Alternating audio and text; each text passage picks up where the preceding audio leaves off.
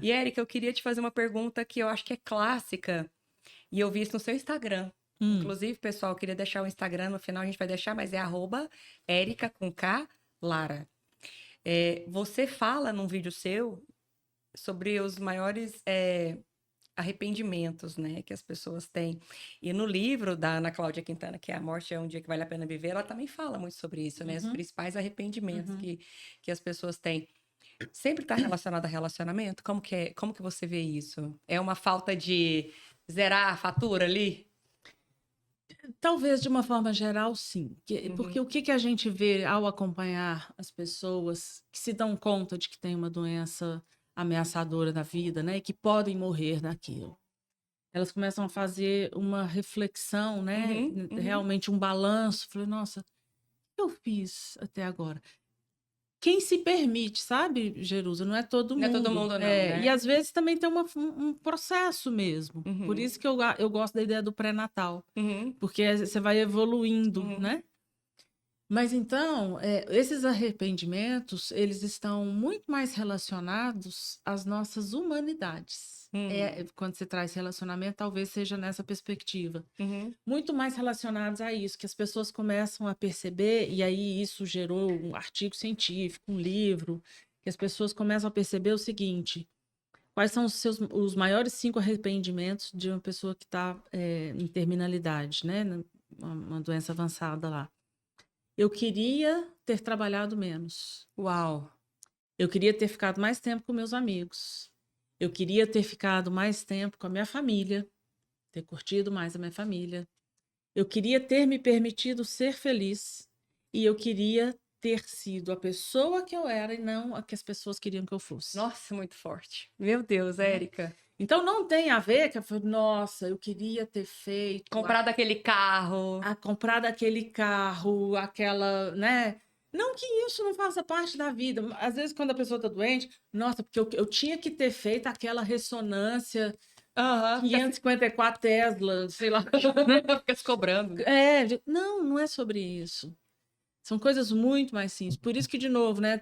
Talvez no dia que a gente entender que a sacada da vida é a gente não precisar esperar uma doença para nos acordar para isso, né? Para nos despertar para isso, e já viver isso plenamente, é, pronto, você está pronto para qualquer momento, né? Uau.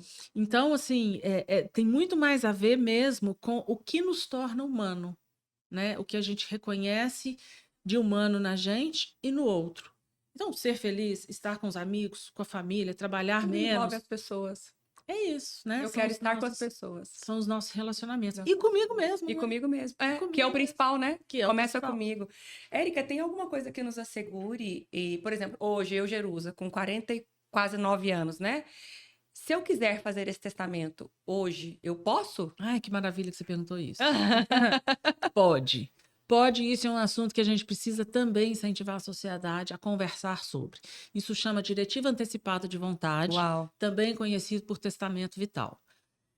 O que que isso quer dizer? Você pode deixar expresso, descrito, Sim. e no Brasil, não que haja uma obrigatoriedade disso ser reconhecido em cartório, mas a gente costuma incentivar para que não haja dúvidas, Sim. né?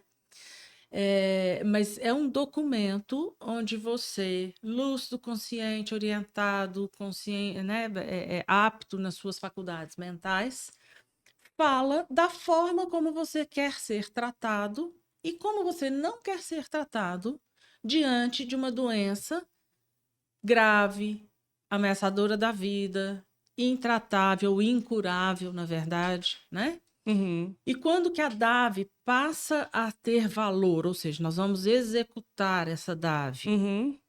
quando eu perco a minha capacidade de me expressar, Uhum. né? Então, eu, enquanto, né, se eu doente, eu não consigo mais falar. Falo, ô, doutor, peraí, eu quero assim, eu não quero assado, né?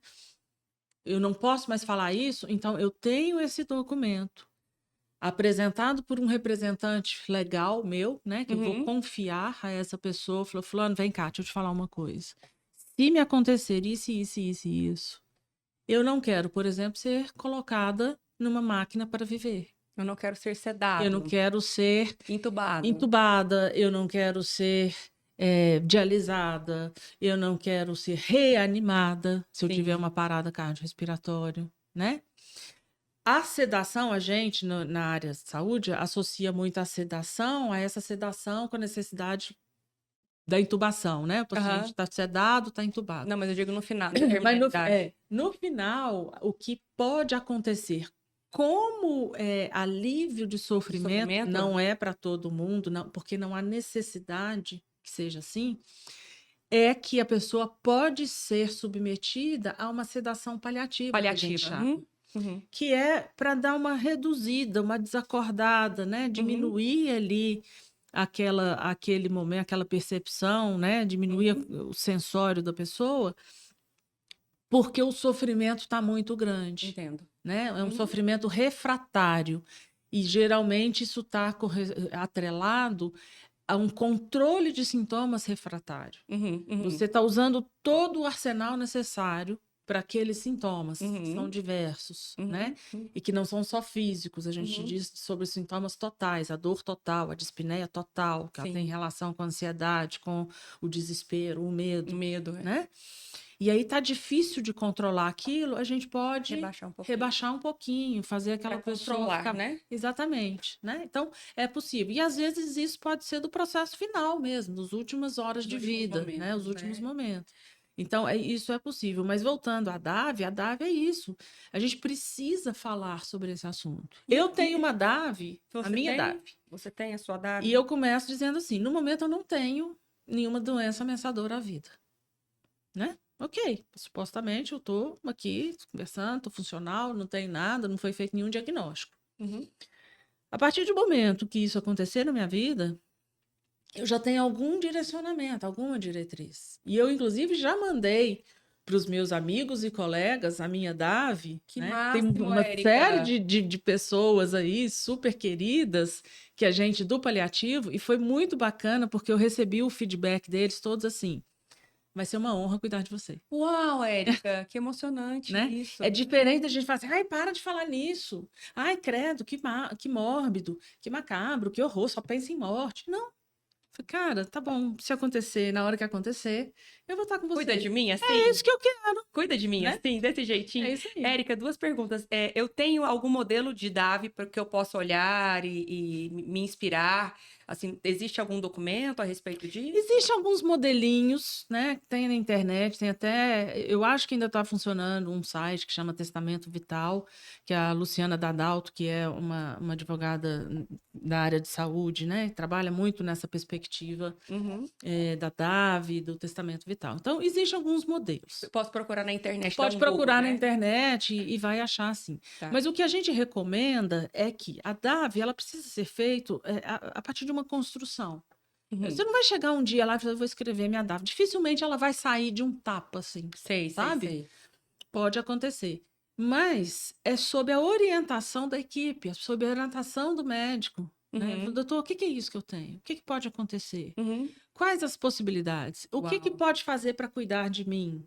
Mas eu não quero tais procedimentos, por exemplo, né, invasivos. De uma forma geral, o que as pessoas falam, Jerusa? Eu não quero sentir dor. É isso. Eu não quero sentir falta de ar. Eu não quero sofrer. É isso, né? Então, para isso, olha, eu não quero sentir dor, trate a minha dor com Sim. todos os recursos necessários. Sim. Eu não quero sentir falta de ar, mas eu não quero ser entubada. Então, trata essa falta de ar de outras maneiras que a gente sabe que são possíveis, mas não me entube. Porque eu não quero morrer com um tubo na boca, apagada e sem né, conectar. Exatamente. É possível estar presente no momento final.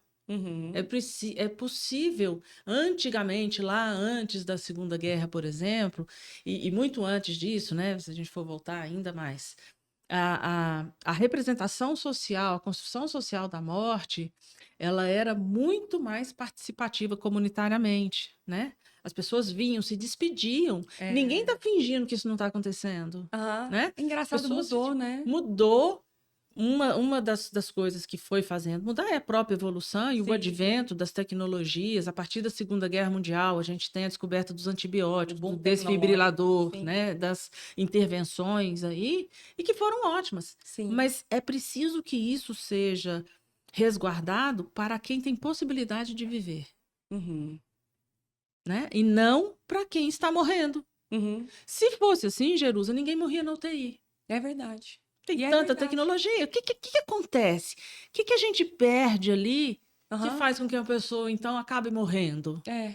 Então, não Exatamente é isso que a sobre a gente pensa. tecnologia, não é sobre o suporte à vida, né? O suporte tecnológico. É um suporte à vida de uma outra De vertente, uma outra de perspectiva, uma outra né? perspectiva. E não querendo entrar em polêmica, Érica, mas essa DAV, ela é soberana aos familiares? É.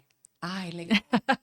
Legal isso. Resposta simples e curta. Ótimo, Tá? ótimo. Quem manda na parada é o paciente. É o paciente, É o né? paciente. Não adianta a família Não querer, adianta querer sapatear. sapatear e tal. E aí a gente precisa ter isso muito conversado, muito firme, muito esclarecido, porque a equipe de saúde, os serviços de saúde ficam muito inseguros quando a família vem com as ameaças. É, E imagina. aí ele ignora a DAF, a vontade da pessoa, para dar, para privilegiar a vontade do familiar. Uhum. O que a gente tem que entender é que muitas das vezes, Jerusa, a vontade do familiar, no fundo, ela é igual à nossa vontade e à vontade do paciente. É não deixar sofrer. Sim. Só que a gente precisa entender isso como um sintoma da família. O que está acontecendo? Que parte que você não entendeu? Uhum. O que você está entendendo disso? Como Aí que vem você a pensa? Aí vem a escutativa, escutativa, a vem a comunicação adequada, vem o pré-natal. pré-natal. Vamos preparar essa história. Vamos fazer chá de revelação. Vamos fazer preparo do enxoval. Vamos, Aham. né? E por aí Sim. vai. E as questões psicológicas, emocionais durante uma gestação, né? O tanto que flutua, Sim, né? Então, exatamente, vamos fazer isso, gente. verdade. E aí, quando a família entende, pronto, tá todo mundo Ufa, no deve ser um mesmo ambiente momento, harmônico, né? harmônico. Acontecem coisas fantásticas, bonitas até, bonitas. Uhum. Sem romantizar a morte, Eu né? entendo. Mas acontecem coisas bonitas, Uhum. verdadeiras despedidas. E isso tem uma relação direta com a boa elaboração do luto. Uhum. Família sofre, é legítimo a saudade, a tristeza, né?